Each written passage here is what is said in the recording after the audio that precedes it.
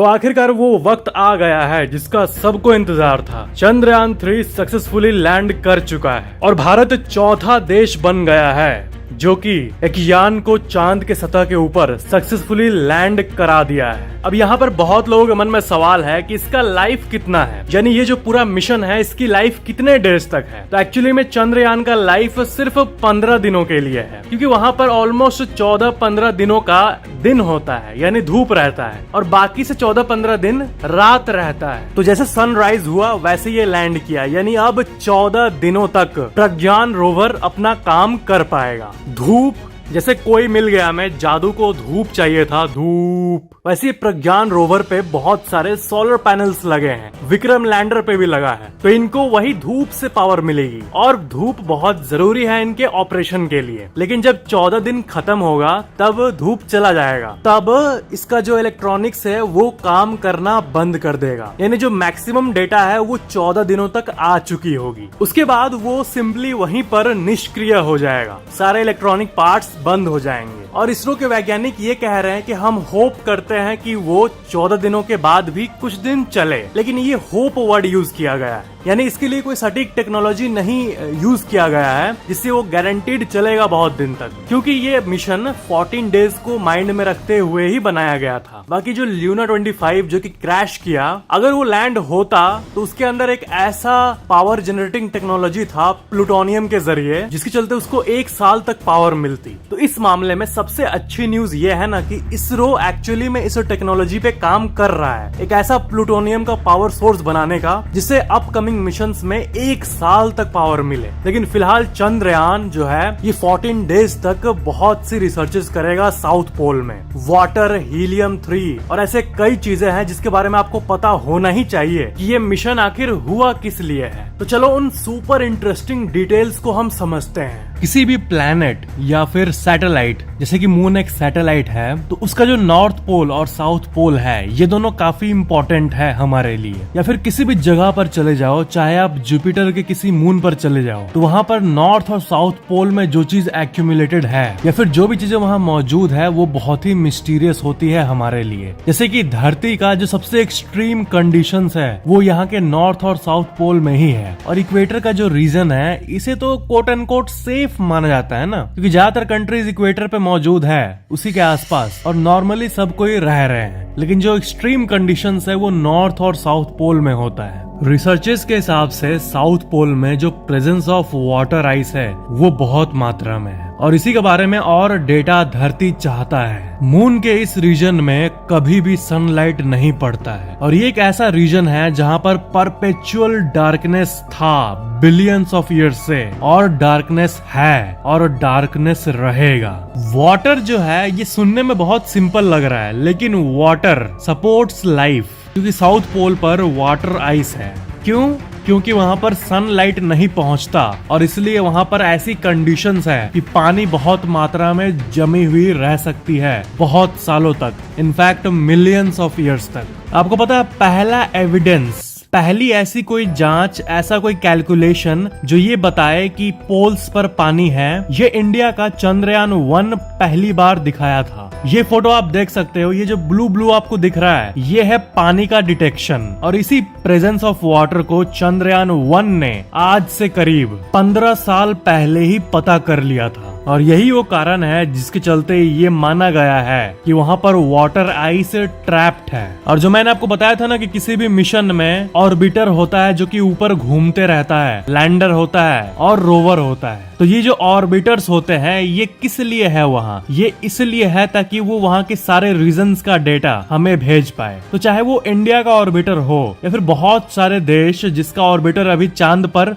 Live घूम रहा है, तो उन्हीं ऑर्बिटर्स ने ये डेटा भेजा है कि उस जगह पर आइस वाटर ट्रैप्ड हो सकता है। साउथ पोल का ये जो रीजन है, यहाँ के जो मून क्रेटर्स है वो अनटच्ड है, बिल्कुल भी सनलाइट से टच्ड नहीं है, क्योंकि वहाँ सनलाइट नहीं पड़ता है, और इसलिए वो जैसे था वैसे ही है एकदम शुरू से। तो जो सोलर सिस्टम का सारा रिकॉर्ड है, ये सोलर सिस्टम का ओरिजिन, इसका जो एविडेंस है वो अनटच्ड तरीके से वहाँ पर मौजूद है। मतलब समझ रहे हो ना कि वहाँ का जो रीजन है वो बहुत छोटे रीजन में है, वो बहुत ही ज्यादा अनइफेक्टेड है, सनलाइट से भी अनइफेक्टेड अनएक्सपेक्टेड जो एस्ट्रॉइड्स आके मून से टकराते रहते हैं, जिसके चलते वहाँ क्रेटर्स बनता है, वो भी ज्यादातर इक्वेटर को आके हिट करता है और जो पोल्स वाले एरिया है वो ज्यादातर अनडिस्टर्ब्ड रहते हैं। तो यहाँ से हमें जो भी डेटा मिले उससे हमारे सोलर सिस्टम के उत्पत्ति के बारे में भी बहुत जानकारी हमें मिलेगी। ऐसी और भी कई कैलकुलेशंस की गई है जिससे ये पता चला है कि वहाँ पर hydrogen, ammonia, methane, sodium, mercury, silver, in fact इतनी सारी चीजें मौजूद है और इसलिए उस जगह को the place for untapped resources माना जाता है। यानी ऐसी जगह जो कि खजाना है लेकिन उसको कोई टैप नहीं कर पाया है। चांद का जो साउथ पोल है वहां पर टेम्परेचर -150 से -200 डिग्री सेल्सियस तक पहुंच जाता है। मतलब जितने भी इलेक्ट्रॉनिक इक्विपमेंट्स होंगे जैसे कि सोलर पैनल या फिर उसका बॉडी या फिर उसके चक्के, ये सब आप सोचो इस तरह बिल्ड की गई है ऐसे मटेरियल से जिससे वो एक्सट्रीम कोल्ड ऐसे टेम्परेचर में भी वर्क करते रहे। अब जितने भी इलेक्ट्रॉनिक चीजें हैं, चाहे आपका फोन हो, टीवी हो या फिर कोई भी चीज हो, उसके अंदर सर्किट बोर्ड्स होते हैं और माइक्रोस्कोपिक लेवल्स पे वो जो सर्किट बोर्ड होता है वो काम कर रहा होता है। पूरे सर्किट बोर्ड के किसी 1 मिलीमीटर के पार्ट में अगर कोई शॉर्ट सर्किट या फिर कुछ भी एरर हो जाता है तो पूरा सर्किट काम करना बंद कर देता है। इलेक्ट्रॉनिक सामान इतना कॉम्प्लेक्स होता है, लेकिन वही अगर ऐसे हार्श कंडीशन में चलाने के लिए बिल्ड किया जाए तो सोचो किस तरह का डिटेलिंग का इस्तेमाल किया जाता होगा कि वो मून के साउथ पोल के -200 डिग्री वाले रीजन पे काम करे।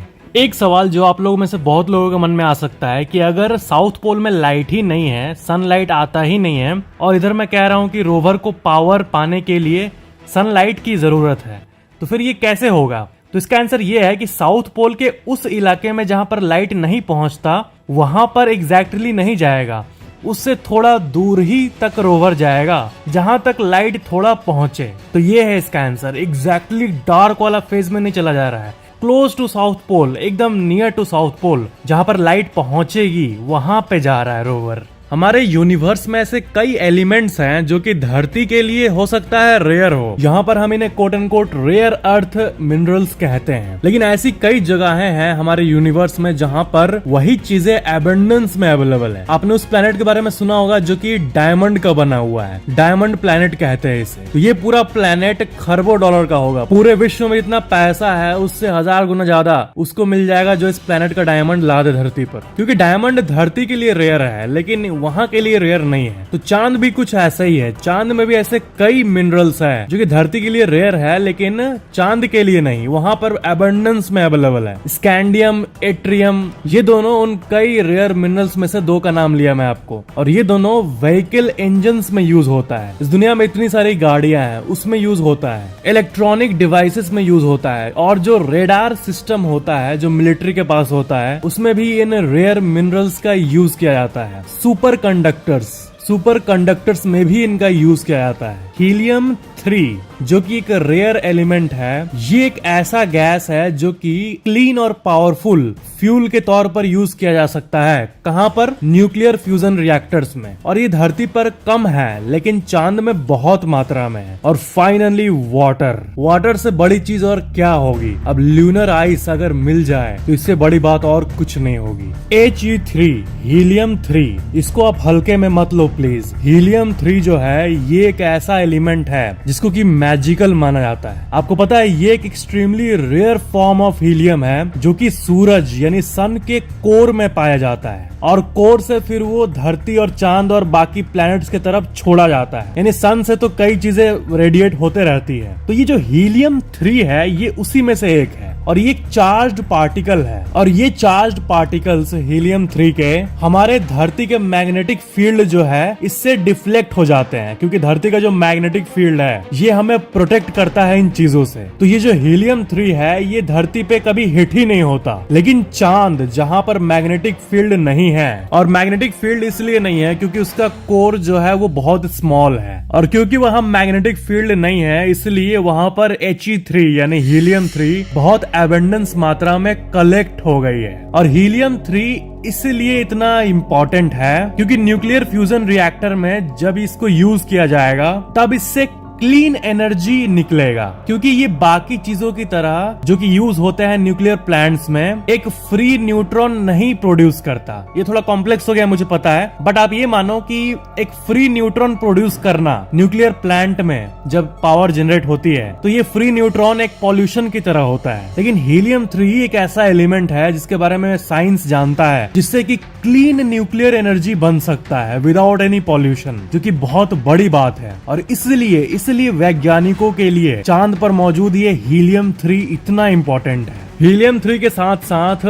Silicon, iron, magnesium, calcium, aluminium, manganese, titanium, ये सब चीजें भी चांद पर मौजूद है। मतलब चांद एक ट्रेजर बॉक्स की तरह है, लिटरली नहीं लेकिन इनडायरेक्टली। और नासा का जो अपोलो मिशन हुआ था उसमें चांद पे सिल्वर भी बहुत मात्रा में मिला था और गोल्ड भी थोड़े मात्रा में मिला था। किस जगह पर मिला था पता है? जो अर्थ फेसिंग साइड होता है, जो मैं बोला ना कि साउथ पोल और नॉर्थ पोल तो थोड़ा इनएक्सेसिबल हो जाता है, लेकिन जो फेस हमें दिखता है डायरेक्ट यहाँ से, वो इक्वेटर के पास वाला एरिया, वहां पर सिल्वर और गोल्ड भी मौजूद है। जो सॉफ्ट लैंडिंग है वो कितना हार्ड था ये चांद ने हमें सिखा दिया। जैसे कितने सारे चैलेंजेस फेस करने पड़ते हैं इस लैंडिंग में, तो इससे ये पता चलता है कि अपोलो मिशंस में कितना ज्यादा रिस्क होता होगा। सोचो ये क्रैश का घटना तब हो, जैसे कि जो रशिया का लूना 25 क्रैश हुआ है, उसमें अगर मान लो इंसान होता तब क्या होता। तो अगर विदाउट ह्यूमन, बिना इंसान वाला जो स्पेस क्राफ्ट है उसको लैंड करना इतना हार्ड है और कुछ ही कंट्रीज कर पाए हैं, तो अगर इंसान के जाने की बात हो तो वो कितना ज्यादा रिस्की होगा सोचो।